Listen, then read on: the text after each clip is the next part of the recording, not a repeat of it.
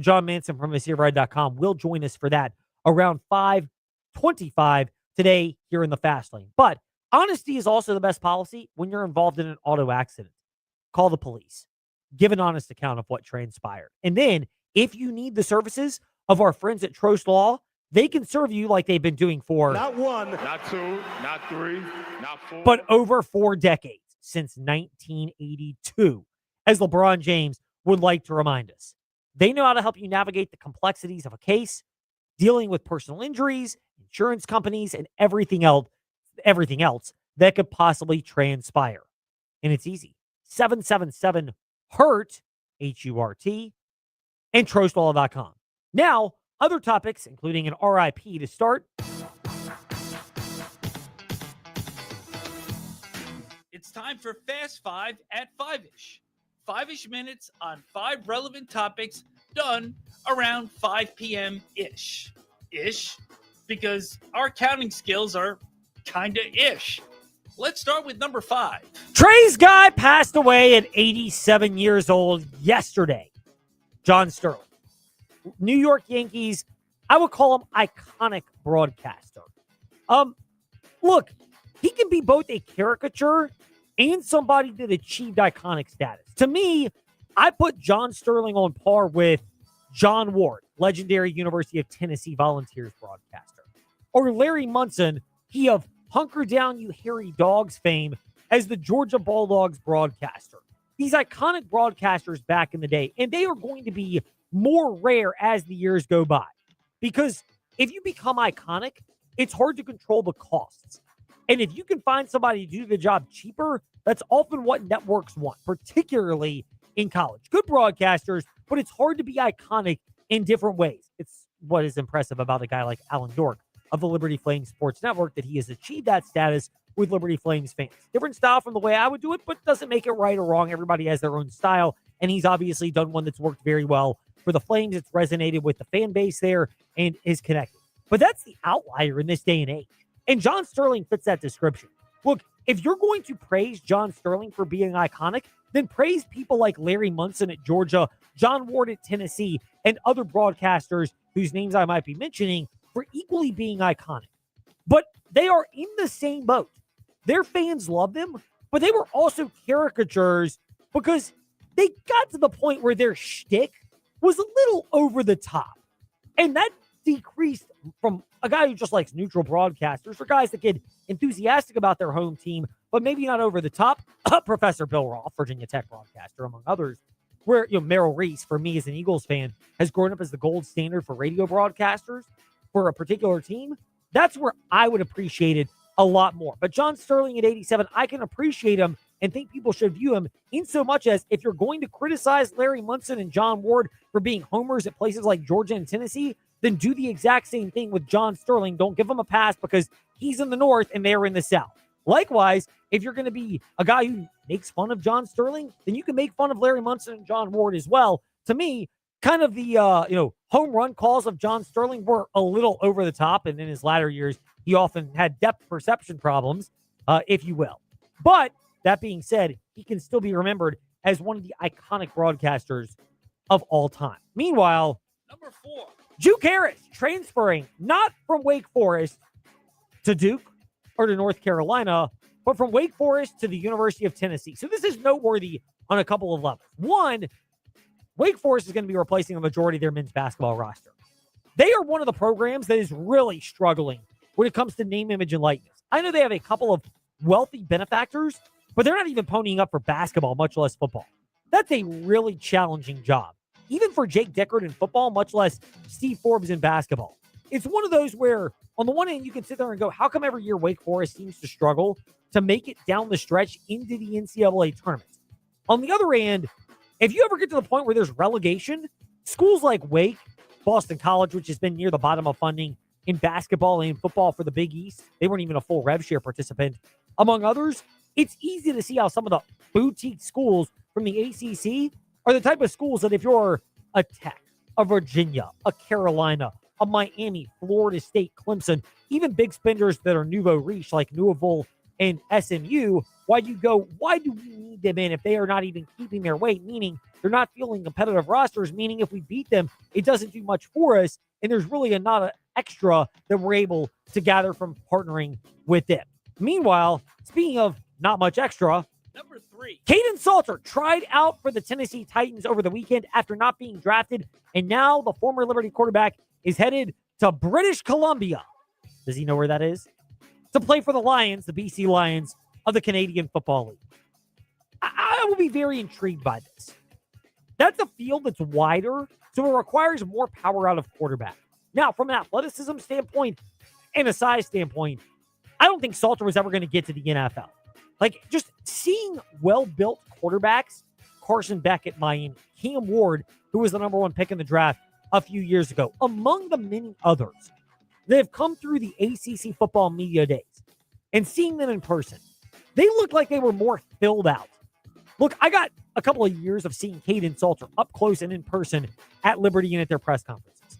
They've had players that have come through Liberty that look like they could physically be filled out for the NFL, including former Flame and the U wide receiver, CJ Daniels. That guy looks NFL caliber. Caden Salter never did. You combine that with processing difficulty, the fact that, God bless him, took the money at Colorado. I don't blame him at all because, like I said, when he took it, I didn't see pro potential there. That was probably his biggest payday. It just verifies that by the fact that he's not wanted right now by the NFL. He may be a good CFL quarterback, and they may transition him to another position because he's a really good athlete. But quarterback material at that level, his best moments came in a Liberty Flames uniform, and that will end up being where everything wraps up for the former Flames quarterback, Caden Salter. Meanwhile, by the way, we'll get to that in a couple of minutes with John Manson from MissierRed.com. But Number 2. another commitment for Virginia men's basketball, Christian Harmon committing to Virginia. Slide him into the positionless player, versatile basketball piece. 13 points, 4 rebounds, 2.5 assists per game. And my favorite part is he tweeted out that he is beyond blessed to commit to Virginia. All right, first of all, if you're a Christian, I think that's great. If you accompany it with scripture, Christian Harmon did not. No issues with that. Transferring from Arkansas State to Virginia is obviously an upgrade in terms of the talent in which you will be competing. But let's be real here.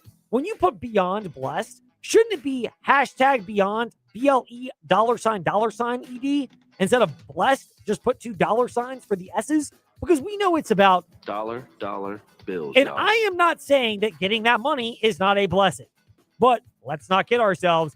This decision is still monetarily motivated. Speaking of monetarily motivated, Number 1. this is a transformational gift relative to sport. Virginia Tech Wrestling, a $1 million gift for Tony Roby's program. When you put that in the context of wrestling, and I know Penn State can be a big spender, and they certainly have been in wrestling, but there are not a lot of other programs that have that type of money. Not to mention the fact that Virginia Tech, they already secured the commitments of high-end wrestlers like Bo Bassett, among others, for this year's recruiting class. This is a spot where Virginia Tech can go from being a top 10 program to being a top 3 program. And look at it this way.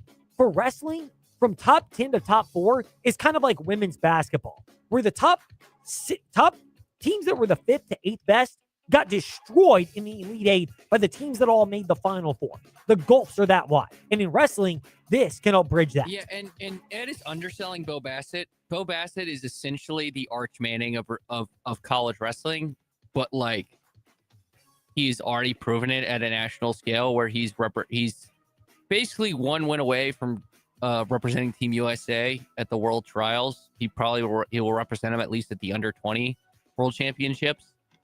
So just keep that in mind. Like Bo Bassett is arguably the greatest high school wrestler ever. And that's like not an understatement.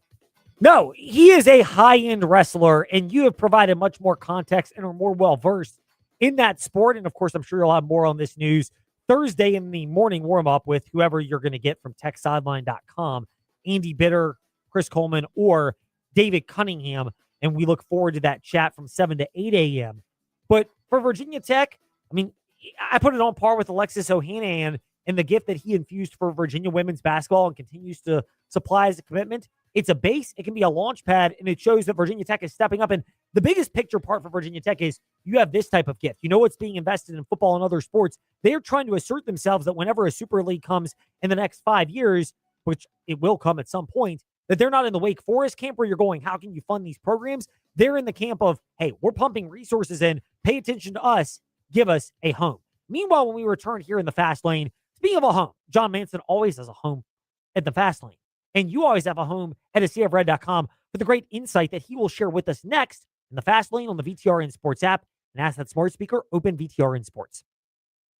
Get more on the Sheeler Motor Mile, your trusted dealer serving Southwest Virginia and surrounding areas for over 50 years. With more selection, more value, and more finance options. Plus, your trade is worth more. Shop local and save more with straightforward pricing, plus exceptional service and selection. Your search ends at the Motor Mile. Choose from over 900 quality pre-owned vehicles, plus a massive selection of new car brands in Southwest Virginia. Honda, Hyundai, Toyota, Subaru, Kia, Chevrolet, Mitsubishi, Chrysler, Dodge, Jeep, Ram, and now Buick. Plus, the used car superstore. 12 new car brands, 900 used vehicles. One amazing buying experience. Volume selling means volume pricing, and we've got more than any other dealer in the area. The Sheeler Motor Mile delivers choices. Here's the difference. Sheeler owns the finance company and makes getting approved for credit simple and easy on the Motor Mile. Flexible financing options for every budget to get you on the road fast. Get more on the Sheeler Motor Mile with a certified friendly staff and no games, no gimmicks. The Sheeler Motor Mile, now in Christiansburg, Radford, and Pulaski. Call 866-SHEELER1. Always open at Sheeler.com. The clock is ticking.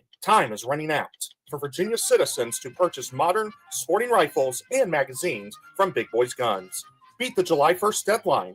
Right now, the selection is robust at Big Boys Guns. ARs, AKs, and the most popular handguns will soon be banned from sale in the state of Virginia. Don't wait. Visit Big Boys Guns before the inventory is gone and not allowed to return. Shop 24/7 at BigBoysGuns.com and in store on Route 460 in Blue Ridge. Midday hunger hitting you hard? Swing by Makadoos for our $8.95 weekday lunch specials. Whether you're craving a classic crunch or something fresh, we've got you covered. Chicken tender basket featuring crispy golden tenders served with fries. The Makadoos Chef Salad, a healthy, loaded favorite that will hit the spot.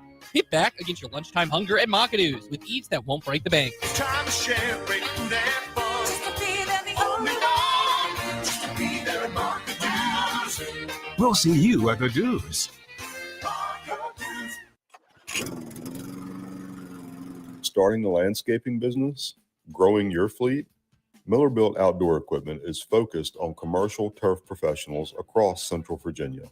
We help you choose the right Toro commercial mower, professional handheld equipment, and the right support plan so your operation grows the right way. Commercial turf is your business. Supporting it is ours. Miller Built Outdoor Equipment on 12th Street in Lynchburg. Summer, hot, steamy. 3 ingredients for an overheated truck. Overheated trucks is an all too often summer problem for diesel trucks. Don't let it happen to you. Go Wicked. Get your diesel truck service for less at Wicked Diesel in Bedford. Wicked Diesel is offering 20% off AC and cooling system repairs, plus oil change and tire rotation for 20% off. Go to wickeddieselva.com and print out the coupon. Go Wicked. Wicked Diesel, Bedford, Virginia.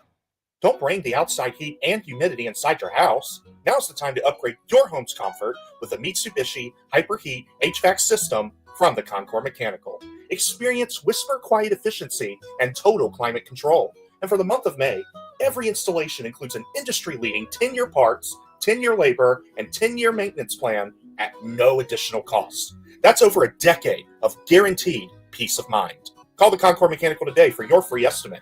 Your comfort is their commitment. Hey, gang, this is Bud Foster, former defensive coordinator for the Virginia Tech Hokies. You're listening to The Fast Lane with Ed Lane and Trey Lyle. Join the chat at Trey Lyle BT and Fast Lane Ed Lane on Facebook, Twitter, YouTube, and Instagram. Justifiably, football and then men's basketball take the cake when it comes to how people measure the success of an athletic department. But as we discussed with John Manson from ACFRed.com, who is back with us once again here in the Fast Lane. John, if you look outside of those sports, there is a time to do that, and certainly the spring is a time for that. Liberty Women's Tennis, 4 different opponents. They beat them in consecutive days to win the Conference USA Women's Tennis Tournament. Their season ended to Washington in the first round of the NCAA Women's Tournament in Charlottesville last week. Golf, Conference USA champions. Baseball, they're a 2 seed in what is a loaded baseball tournament for Conference USA. They're in their own pool. Dallas Baptist has got the 3rd pool, and Jack State has got the 1st. And then even in a, quote, down year, in quote, for softball, they still are a 3 seed in the Conference USA tournament. The Lady Flames are, and they play a brutal non-conference schedule every year. You've talked before about the idea of the golden age of Liberty Athletics. How much does that extend to what we've seen, particularly over the last couple of weeks in spring sports? Yeah, Ed, if you, go back to the fall and winter sports seasons for Liberty Athletics, I think, relatively speaking to the success that Liberty's had in recent years in this golden age of athletics that we're talking about for the school and the athletic program, athletic department, I think it was underwhelming, underperforming both fall and winter season. Certainly headlined by football's 4-8 season, but even some of the other Big 5 sports that underperform from what they normally do. But it seems like the spring has kind of picked it up and picked up that slack, at least so far. I mean, we still got a couple sports. You mentioned softball, who's got the Conference USA tournament this week, and then obviously baseball as well, still left to be played. And we'll see what golf does. I mean, they obviously won the Conference USA championship, which is certainly a good feat. And then that's a program that has had some success on the national stage, even making it to the national championship round a couple different times over their history. So for them to do that, win the conference championship, and then also you mentioned women's tennis, that's the first time in that program's history they've ever won a conference championship, whether it was at the Big South, ASUN, or now in Conference USA. So certainly a remarkable achievement for them. And they also, a trivia note that maybe is a trivia question one day is Liberty's 20 Division I NCAA sports. They've now all won at least one conference championship at the D1 level. Women's tennis getting the last one to do that. So, the softball is a big week for them. Obviously, they start Wednesday night in the Conference USA tournament. You mentioned the 3 seed. Has been a disappointing season, especially coming off last year's Super Regionals appearance, first in program history. But I think Liberty certainly has shown that they can compete in Conference USA this season. And I would think that, if you're one of the other 7 teams in that tournament this week, you don't want to play the Lady Flames, even though they are the 3 seed. And, Jack State was kind of a runaway winner for the regular season title and has the 1 seed in a tournament that's played up in Delaware. So it should be some fun softball, and something that I think Liberty will certainly, led by Coach Richardson, will certainly, make a name for themselves and make some noise in that tournament this week in Delaware. John Manson from ASeaofRed.com is with us here in the Fast Lane. You've broken into a couple of different areas from the Liberty Flames, one of which is softball. How much of this was the reality that people maybe underestimated what they lost from last year's team, and while they returned some key pieces, and Coach Richardson has done a really good job of making sure that this is not a players just bail for the transfer portal really quickly. The roster was going to lose a lot from last year's team, and there was inherently going to be an expectation from a lot of people, and maybe even the team themselves, are trying to replicate last year, which was probably unrealistic just given how dominant they were. Yeah, sure. I mean, you lost some household names for Liberty softball. I mean, Rachel Roop, arguably the greatest Liberty softball player of all time, as well as, others like Elena Escobar, CUSA Pitcher of the Year, and KK Madry. And I don't want to sit here and list them all off. I'll obviously leave some out. But there's a lot of household names from that team, a lot of veteran leadership and experience from that team. And but there's still a lot of, familiar faces on this year's team. And yes, the expectations were high, and the expectations were that Liberty would be able to compete for and win a Conference USA championship, and also make some noise nationally, and maybe not make it to a super regional again. But, it has been a disappointing season. I think that you can point to the circle. I mean, Liberty, I mentioned Escobar. Liberty has not been able to, really come close to matching the level of success she had. and Liberty had in the circle last year. And there's been a few that, Coach Richardson has turned to. Kalen Yoder, who recorded that final game-winning, series-clinching, regional clinching out against Texas A&M, the number 1 overall seed last year. And many expected her to kind of step into that, quote-unquote ace role.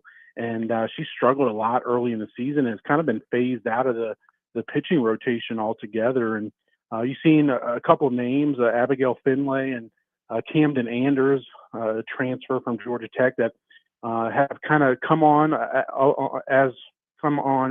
on their own in the last few weeks, last month or so of the season. So I'm sure Coach Richardson will be leaning on those two. Also, Gabby Mike, a transfer from Duke. Liberty was kind of hoping she would be right there with Kalen Yoder and in that ace type role, and that hasn't quite worked out either. So we'll see Anders and Finlay, I'm sure, get a lot of the innings, at least to start the conference tournament this week, and kind of see how they perform on such a big stage under those, quote unquote bright lights. John Manson from MySeatBread.com with us here in the Fast Lane. We'll have a chance to look back more at the softball season as we progress through the Conference USA tournament and see where things go.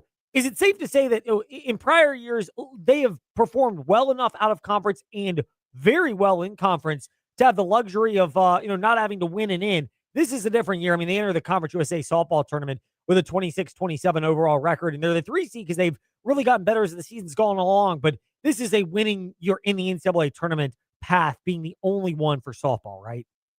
Oh yeah, no doubt, 100%. Last year, Liberty was forced to come out of the losers bracket, and was still able to win, its second straight Conference USA tournament. And something that program's done in both of its first 2 years, winning not just the tournament but also the regular season. Obviously, that streak was snapped this year, but they're trying to continue that,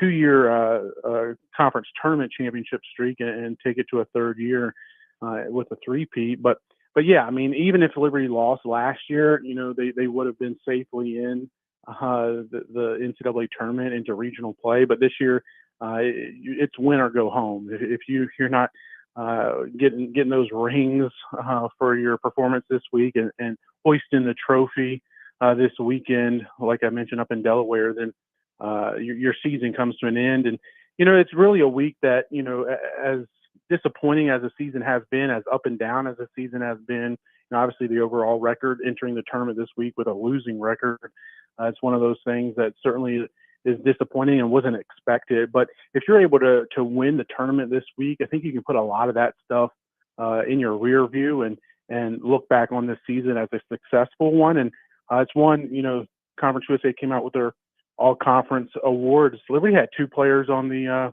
all-freshman team, and Danny Lee and Macy Strickland. So you got a lot of young faces that you can build around. And those pitchers I mentioned, Anders and Finlay, that'll probably be relied on heavily this week. They're also underclassmen and able to come back next year as well too. So Coach Richardson's got a lot of talent, a lot of young talent. And as we've learned from Coach Richardson, I don't think any of us, that follow this Liberty softball program expect, this to be a continued downward trend. I think it'd be more a blip on the radar, but you could certainly make that blip on the radar not look quite so negative with a conference championship win this week.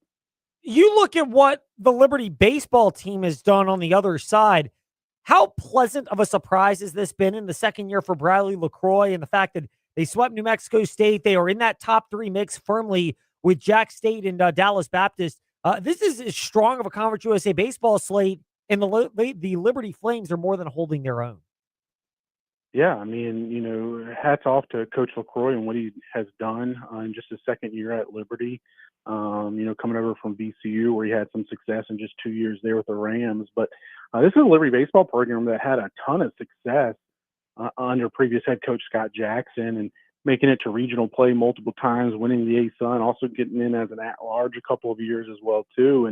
And that kind of fell off. The program tailed off a little bit there, the end of Coach Jackson's tenure before he left and went to North Carolina as assistant coach. And Last year, again, was a rebuilding year, and can't fault Coach LaCroix too much for what happened last year, first year in the program, and he came in so late in the process after, having to basically build out an entire roster in such a short amount of time. But this year, Liberty, I mean, their RPI last check earlier this week was number 26.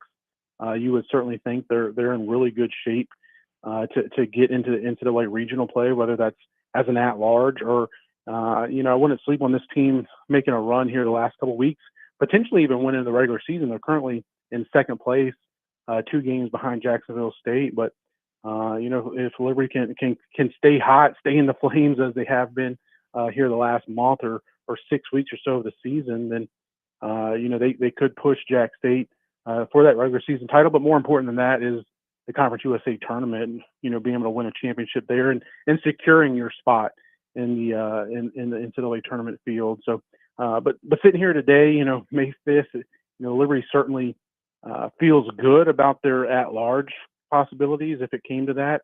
But you've got to obviously finish out these last 2 weeks of the regular season, playing good baseball, because, some of the teams that Liberty plays, it doesn't give you a great chance to move up in the RPI. You can only see yourself move down, especially that regular season finale series against Middle Tennessee, where it's kind of similar to the Delaware series a week or 2 ago, where you're just playing those games, you're going to go down a little bit in the RPI. You certainly can't stand to drop multiple games.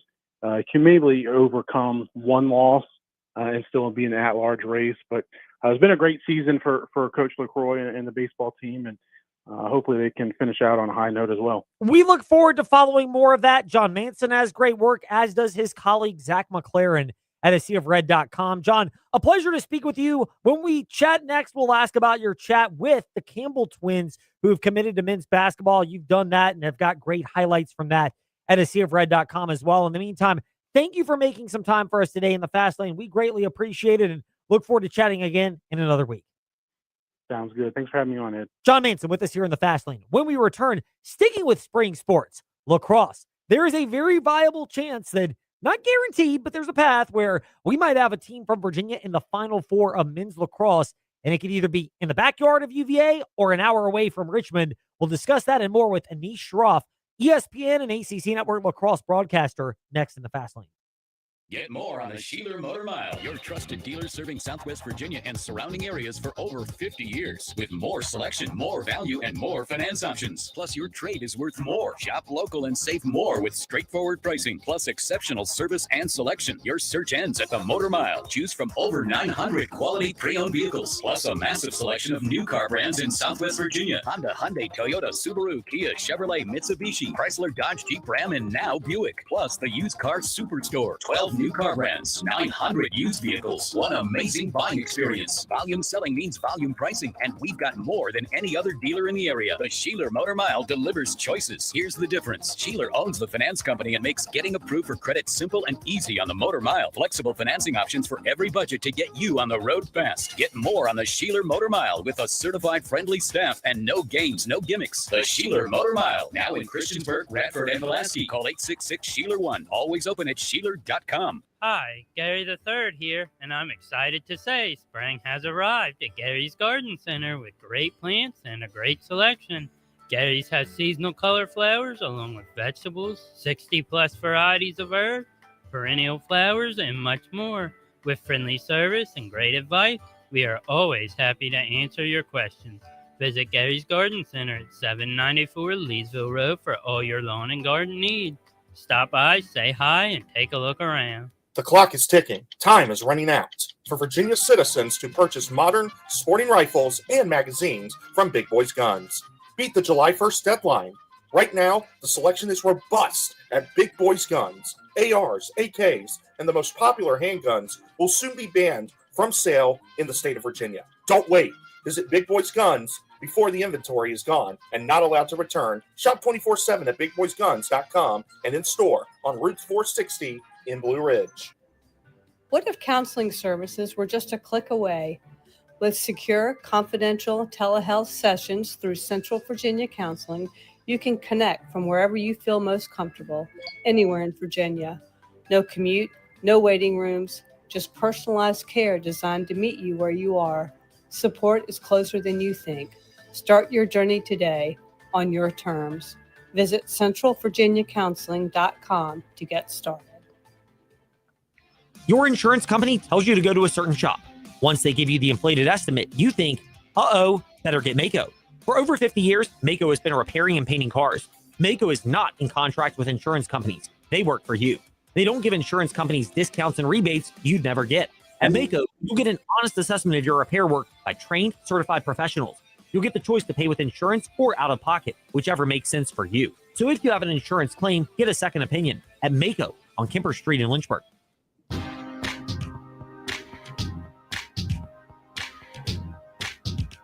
Step into the Fast Lane 24/7 at Trey Lyle VT and Fast Lane Ed Lane on Facebook, Twitter, Instagram, YouTube, and wherever you listen to podcasts. Now, back to the Fast Lane. Could it happen? It could. Will it happen? We will find out as the NCAA men's lacrosse tournament unfolds over the next few weeks. Could we have a Virginia school competing in Virginia in Scott Stadium? We will get to that in a moment with Anish Shroff, broadcaster for ESPN and the ACC Network. Grateful enough to stop by with us in the Fast Lane. Anish, first of all, thank you for your patience and flexibility as we apologize for being a few minutes late. We are grateful to be speaking with you today in the Fast Lane. First of all, I want to give you a hat tip. So often these brackets get leaked and people try to gloss over it being leaked. I was extremely impressed with the way you, Kark, and Kesnick all handled that leaked bracket by still putting on an excellent selection show. How did you go about that in your mind, confronting the fact that the men's lacrosse tournament bracket was leaked, but being honest with the audience and still committing with Quint Kesnick and Paul Carcaterra to have a phenomenal Selection Sunday show? Well, you said it, being honest with the audience. It happened, 45 minutes before we went on the air, and it was all over social media. I was getting hundreds of texts about it, and you can't pretend like nobody knows. It's out there, especially in this day and age when it's on the internet. And it was on not just a random website, it was on the NCAA's website. So we said, let's address the elephant in the room. We'll have some fun with it. Probably poked a couple of jokes, maybe one too many, but let's try to make this an entertaining show, and we'll talk about the games and we'll talk about the brackets. And, if you haven't seen it, you still get the reveal, but let's not pretend that it's not out there. It's 2026. Most people, I'm guessing, saw it. So I just think you got to be honest with your audience at the end of the day. How much does it help that you have the chemistry that you do broadcasting with Paul Carcaterra in the booth so regularly, and then Quint Kesnick's on the sideline a lot now, but you guys have all spent time in broadcast settings, and I would imagine bonding settings beyond that. You know each other's personality, you know the way to handle it, and we're able to plan and act on the fly. Well, that's a big part of it. We also spent about 4.5 hours in the car on Sunday after doing the Ivy League Championship in Ithaca and then driving to Bristol. But the three of us have been working together for a long time. I've been with them on the championship crew since 2017. We get along. We go out to dinner. We're all friends outside of work, and we tear down the fourth wall quite a bit for our audience. And I've been doing this long enough to know that the chemistry that you speak of, the dynamic with Quint and Kark, that doesn't happen with every broadcast crew. It doesn't happen with every person or persons that you broadcast with. It's special. It's unique. And I don't know how much longer we're going to have it. You never know, right? You hope for a long time. But it's kind of one of those things that I cherish every game I get to call with those guys. Anish Shroff is with us in the Fast Lane. He's broadcaster for ESPN and the ACC Network for their men's lacrosse coverage. I'm sure it does help that it's in a different time frame of year from football season with the Carolina Panthers. But a lot of times people would get a gig like they have with the Carolina Panthers. And don't get me wrong, that's extremely impressive that you've landed that. You've done great play-by-play with that. But the still willingness, it seems, to juggle lacrosse and to have that as part of your repertoire as well. How much of that is rooted in the passion that at least we hear when I've listened to you and Kark and Kesnick do your broadcast, where you all genuinely love the sport and it comes out in the way you show it, and I would imagine makes it easy for you to add that commitment to your list? Yeah, nobody's ever asked me that before, and I appreciate you asking, because we do the sport of lacrosse differently than we do other sports. I do Friday night college football with Kark on ESPN. I do the Panthers on Sunday in the fall. You're never trying to sell football to a mass audience. You don't have to. It's football. People watch, people listen, they come to football. It's different with lacrosse. It's still very much a niche sport. It's still a sport that needs exposure. And I always kind of look back to my own story and my own entry point into the game. I didn't know anything about lacrosse until I got to college. When I got to Syracuse, they had a player by the name of Mike Powell, who's on the Rushmore of college lacrosse players. And I got to watch him for 4 years. And by the time I was done and he was done, I became a fan of the sport for life. Somebody who never played it growing up, had no exposure to it. And so I always thought, man, if you can bring this to other people and just show them not the off-field headlines, which tend to get the most traction, but show the product and the stars and the creativity and the imaginative freedom that you see on the field, I do think it's a sport people can gravitate to. But the issue lacrosse has run into so many times is that when it does go mainstream, it seems to be for all the wrong reasons. So, yes, there's I think a point of pride in it. Hey, I've been in this space for a long time. I'd like to stay in it as long as I can. And you kind of want to try to help grow the sport. You want to try to give people an entry point the same way that you had. So it is meaningful. I don't view it as just, kind of filling the stat sheet or filling the, filling the time card. It's something that I do care about. I do enjoy. And if it wasn't the case, I wouldn't be doing it. What value does it also have? You mentioned your time with Syracuse and when you were at Syracuse and getting acquainted with lacrosse. But, and this is not to disparage, again, college football. It's a transient nature. It operates in a different business level. But in college lacrosse, it seems there's an emotional connection between people that even if you're not, born and bred as a lacrosse fan, you can identify with the school that you like or a school with whom you're familiar and latch onto a sport. I know, like in our house, it's been a big deal. My wife's a big Virginia fan, so she's latched on to Virginia lacrosse, and I've learned more about it just because of that. Have you noticed that being something that's a key for lacrosse and its growth over the last 10 years or so? One, I've noticed it's very much a familial sport in the sense that fathers and sons, mothers and daughters, brothers, there is a family aspect. You look at some of the great players who've played in college lacrosse, for example, Paul and Gary Gate. They came to Syracuse at the same time. The Powell brothers who were at Syracuse, the Thompsons at Albany were must watch whenever they were on. So there's that aspect for it. People latch on to stars. They latch on to their alma mater. I really felt it a couple of years ago when Notre Dame cracked through and won back-to-back national championships. The amount of Notre Dame fans who became Notre Dame lacrosse fans, it seemed that number was exponential. And now when Notre Dame is on, especially their home games, the football team is on the field, on the sideline, cheering, hooting, and hollering. Part of that, they've got a couple of players who have crossed over from football to lacrosse and vice versa. But it's become this communal aspect within the university community there. And I think you're starting to see that at other schools. So, yeah, I do think there's a lot of truth in that. But I also think when you watch a special player, a star, a CJ Kirst, a Lyle Thompson, a Kyle Harrison, Mike Powell, Paul Rabel, I do think the gravity of those players also helps to sell the game and bring new fans in. Anish Shroff giving us kind of an overview on the sport of lacrosse here in the Fast Lane. We will also ask this, Anish, because you went to Syracuse. You're quite familiar with ACC men's lacrosse, but you, Paul Carcaterra, and Quint Kesnick were all at the Ivy League Lacrosse Championship featuring Cornell, the defending champions from last year, Princeton, the #1 overall seed in this year's tournament.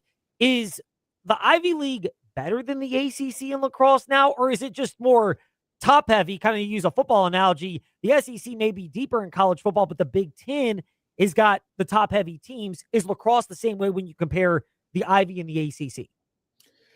Usually it's the ACC, the Ivy, and the Big Ten. Those are your three top leagues. Those are the three power conferences, if you will, in the sport. This year, the ACC was the strongest top to bottom. They had all 5 teams that play lacrosse. All 5 got into the tournament. The Ivy had 3. Princeton, arguably the best team in the country. They're the #1 seed, and deservingly so. Cornell, defending champions, still very much a threat to make a run. And then Yale is this young and hungry team. Big Ten had a bit of a down year. Most years, I would say it's probably ACC 1 and then Ivy and Big Ten battling it out for that second spot. But what was impressive about the Ivy more than anything, the way that league bounced back after COVID. Think about it. 2020, the season was canceled for everybody. 2021, everybody else played lacrosse except the Ivy League. The Ivy made the decision in 2021 not to play even when everybody else kind of jumped back in post-COVID. And then in 2022, the Ivy's first full year back, you had, teams making a run. Cornell got all the way to the championship game that year, almost gave an all-time Maryland team a scare. If that game was another 3 minutes, maybe they pull that off. So I think Princeton got to the Final Four that year as well. Penn was in the tournament. Yale was in the tournament. So, they missed 2 entire seasons, and then they came back, and it was like, whoa, credit to the coaches in that league. There's some really good ones, and there's some really good talented players in that league too. Anish Shroff, ACC Network and ESPN lacrosse broadcaster, stopping by with us here in the Fast Lane. 2024, Notre Dame was clearly the favorite. They were the deserved favorite and backed it up. And last year, Cornell kind of in the same boat, deserved and heavy favorites and backed it up by winning championships. Do you see Princeton in the same vein this year, or is this a year where it's wide open, including a year where you might get any of those ACC schools that could really push for a chance to hoist the trophy in Charlottesville on Memorial Day? I would say Princeton probably a betting favorite, if you will, but there is no juggernaut this year. There's no Cornell 2025, Notre Dame 2024. There's no Maryland 2022. That team does not exist. I think once we get to the quarterfinals, we're going to look at the bracket and say, yeah, there's a chance 6 or 7, maybe even all 8 of these teams could be the last one standing. It's wide open. It is completely wide open. The one team that I do think is fascinating because they haven't been talked about much as they should have been talked about is Richmond. Richmond had a great regular season. Their one loss to Notre Dame, they hit a little early stage fright. They were down 8-0 in an eye blink, and then they outplayed Notre Dame for the final 3 quarters. They have one loss. They remind me a lot of Loyola in 2012. Loyola had a similar regular season. They were pretty dominant. They only lost 1 game. I think it was in overtime to Hopkins. They go into the tournament, and people kind of say, Loyola missed them. And then they get into the tournament, and nobody could score on Loyola. And they were far and away the best team. And then they won the championship. I think they gave up 22 goals in the 4 games, something. It was a ridiculously low number. They were giving up a little more than 5 goals per game in their tournament run. And we walked away at the end going, yeah, we probably should have given Loyola more respect in the regular season. I think there's a little bit of that with Richmond. So that brings us to the question that our audience really wants your expertise on, Anish. What's the likelihood that we've got Richmond and Virginia squaring off in the second round, the Elite Eight, if you will, with the winner punching their ticket to a Final Four, essentially in their backyard? Well, I'm bad at math, right? So I know it's not quite 50%, even though it seems like it should be. But Virginia and Richmond could very well meet in the quarterfinals, which would guarantee Charlottesville one local team. Richmond's an hour away. Virginia obviously plays its home games in Charlottesville. Virginia, I like their matchup against Georgetown in the first round. Virginia's playing really good right now. The issue for Virginia, and every team this year has warts, the issue for Virginia, depth of scoring. Their top 6 can score with anybody. They don't really get a ton of production beyond that, but their goalie's hot. They've been okay on faceoffs. Defensively, they've been better. Early in the year, they were a mess. It's interesting because Lars Tiffany won 2 championships where he had immensely talented rosters, but the team had their ebbs and flows during the regular season. And there were times where you kind of wondered, all right, is the Virginia team going to do it? And then for whatever reason, he finds a way to get that team to peak in May. And they peaked in May in 2019. They peaked in May in 2021. They just won the ACC tournament, a team that probably in mid-March looked like it had no shot of making the NCAA tournament, and now they look like a bona fide championship contender. Richmond is one of the great success stories in the sport of lacrosse. A startup in 2014. Think about it, 2014. They've now been to 7 tournaments. They made it to a quarterfinal last year. They're hosting a playoff game for the first time. What impressed me so much about Richmond last year, I did their first round win at North Carolina. The amount of Richmond fans who drove to Chapel Hill or came down to Chapel Hill And then in the quarters, they were loud, they were raucous, they brought the energy, they were tailgating early. So I think Richmond's got a chance to be an electric atmosphere. However, the team they play, Duke is very talented. And Duke has every chance to not just beat Richmond, but potentially win 2 games, potentially win more and get to championship weekend. It's a really tough first-round draw for a 4 seed because there's 2 dueling narratives with Duke. One, yes, their resume, they only had 1 real win. That was North Carolina. And you could say, should they have been in? Should they not have been in? That is a totally fair question, whether they belong in the field. The other narrative is, can they go and beat a couple teams? They absolutely can. It's not for a lack of talent. It's for the schedule that they played. So it's a dangerous first-round opponent for Richmond as a 4 seed, but they have so many returning pieces. Little John, Aiden O'Neal, all these guys back from last year when they got a taste. They got to the quarters. They gave Cornell an incredible game, almost beat Cornell last year in the quarters. This Richmond team is capable of winning a national championship. Gets us excited for the ACC teams and the Virginia teams because you have to include Richmond in there and what could transpire in a wide open NCAA men's lacrosse tournament. He'll be on the call for it, including championship weekend. Anish Shroff with us in the Fast Lane. Anish, thank you for your time in the Fast Lane. We are grateful that you stopped by, and we appreciate your joining us and your schedule flexibility for us. Appreciate you guys. Thanks for promoting the sport. Indeed. Anish Shroff with us here to wrap up the Fast Lane. W227BG Timberlake, WVGMA Millersburg, WMNA Gretna Danville Southside. Now on to Freddie and Harry on ESPN Radio, already in progress.